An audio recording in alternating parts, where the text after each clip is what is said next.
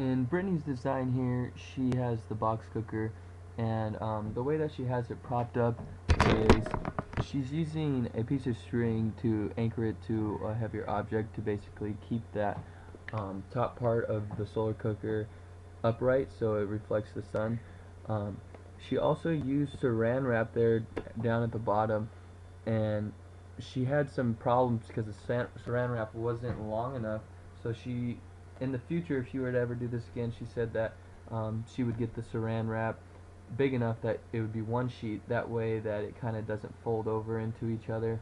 Um, so it's like a flat surface and is able to um, keep the heat in without it being released through that seal that she used for the two pieces. Here's Brittany's graph of the heat over the 60 minutes recording. As you can see, it's pretty much a linear regression model from room temperature all the way up to her maximum temperature of the water. Unfortunately, she wasn't able to get the water boiling, as you can see from the graph. Here is kind of more of a visual representation of Brittany's solar cooker. As you can see, what she wanted to actually happen with her solar cooker is, as you can see from the picture, the rays of the sun are kind of projecting into that reflective top there, and the rays are then um, transferred into a focal point right there, and that basically comes from creating an angle uh, with that top reflective top there, and creating an angle such that it would portray that focal point from the sun's rays. Unfortunately, probably what did happen was the angle wasn't correctly set up right. Basically, probably from lack of materials, lack of time, and lack of the proper setup. So what happened is what you can see from the blue rays is that it hit spots on that reflective mirror and were transferred in different directions and weren't able to actually get the sun's rays maximized to one actual spot. Here is Jordan's parabolic cooker that he designed. As you can see, he did a very good job with it, and he wanted to explain some of the things that he wish he would have done differently going into the design, possibly a second time if he were to do it. Um, he didn't have anything underneath the aluminum foil to keep it supported, so the actual panels itself weren't exactly flat or smooth. So smooth is actually a better word. So it was almost like bubbling or crinkled. In the future, he said that he would like to have a piece of cardboard cutouts that he could put underneath. That way, that the actual aluminum foil would lay smooth and flat against that cardboard, so there wouldn't be any extra light reflecting anywhere else. He also stated that that the aluminum paper that he used was actually directing the photons of light from the sun toward a focal point. And as he discussed, he said that in order to harness maximum energy, he would like to create the smaller focal point. And he said in the future, if he were able to design something properly, then he believes that he would be able to do this, but using the materials that he had, it wouldn't be as efficient, say, as using some other type of material that would be mendable in order to fold and stuff without causing any crinkling or being able to shape a perfect way to maximize that focal point. Here's Jordan's data that he recorded. As you can see, basically the biggest jump that he had was between the 20-minute mark and the 40-minute mark, where the temperature started to increase rather rapidly and then kind of digress as time went on, but it looked like almost a 30-degree temperature increase, and then it kind of just leveled off thereafter. Here are Kamisha's materials that she used. and I'll let her explain the rest in her videos. Hi, my name is Kanisha Hicks, and this week I decided to do the parabolic sun cookie. I'll show you what I've done so far. So I placed cookies into a aluminum pot, and I placed a kitchen towel under that, and I saran wrapped it. So it's currently about 103 degrees. Actually, it's 104 now. Can you see that? If you can on my dashboard. So we'll give that a couple hours to cook, and I'll be back with you. Alright guys, it's currently about 2:45, and these cookies have been solar cooking since about 10:30 this morning. It's been quite a few hours. They're pretty crunchy on the top, however they still have some inside gooiness. But I'm actually gonna stop the solar cooking now, wrap it up. I think they've been cooking for quite some time now, and pretty much time to stop. Alright, thanks. Alright guys, this is actually the final product of my cookies. There's some old Christmas cookies that I bought for my kids in December, and so they're pretty solid cookies. They're still a little gooey on the inside, but they're pretty good. Alright, thanks for joining me in my solar cooking. Here are the materials that I used for my panel cooker. Hopefully the videos and the end of the discussion will help explain everything that I did. Alright, here's project 1, the solar panel cooker.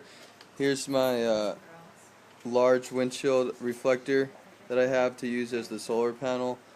The cookie sheet to basically hold the solar panel in place when I place it in this big tub here.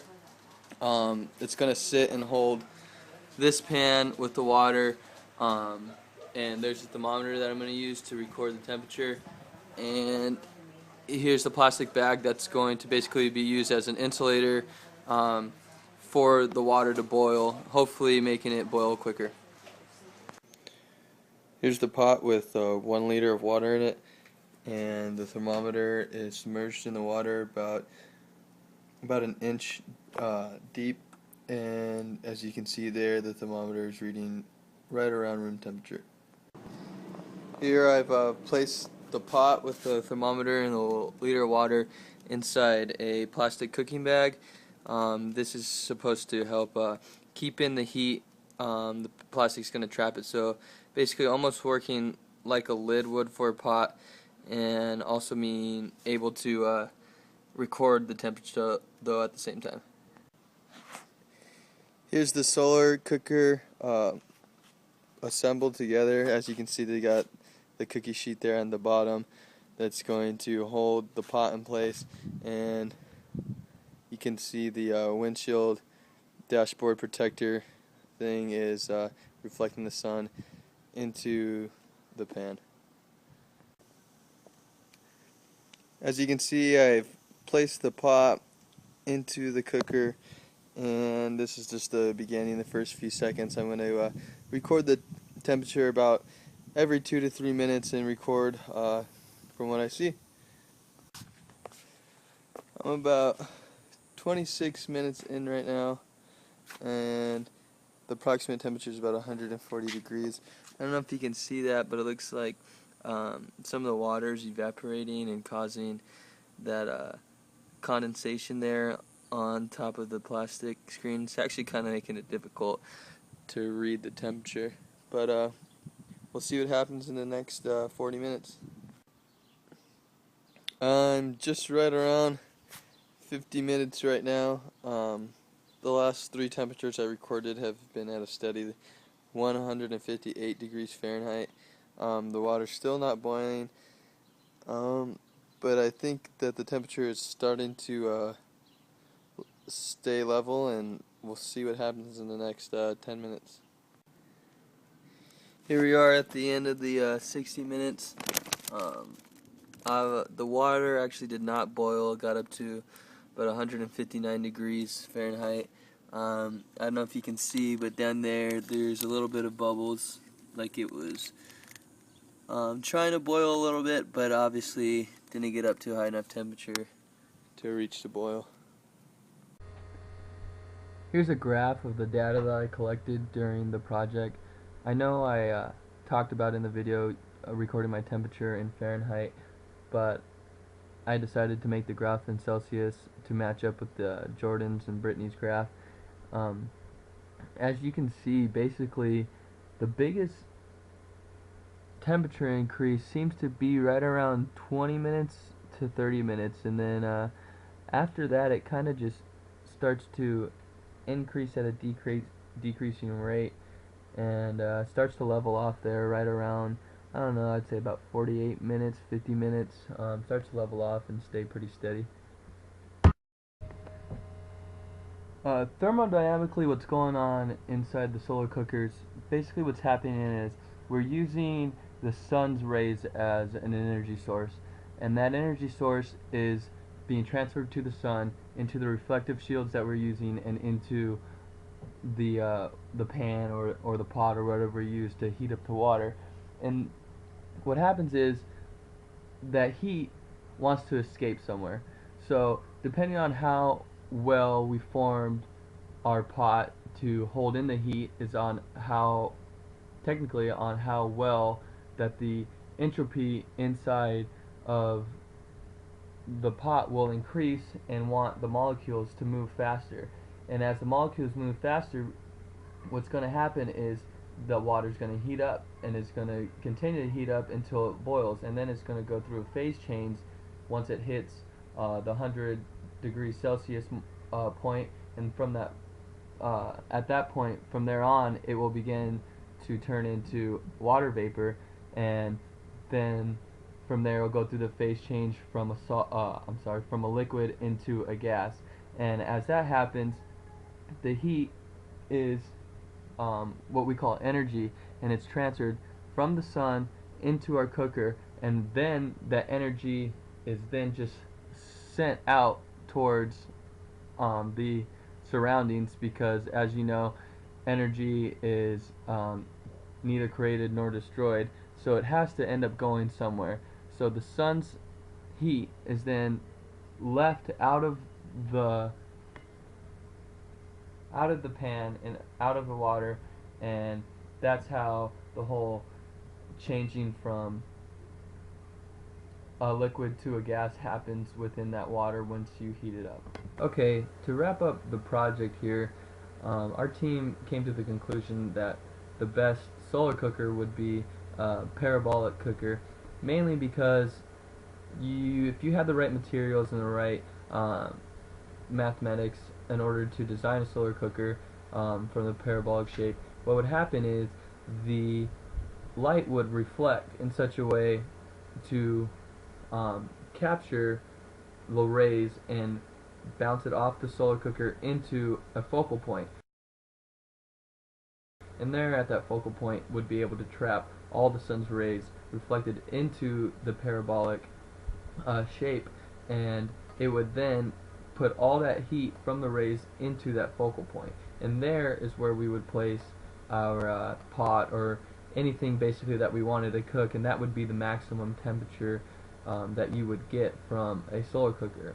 And that's the design that we would design if we had another opportunity to make a solar cooker and had enough time and knowledge about the subject to complete it.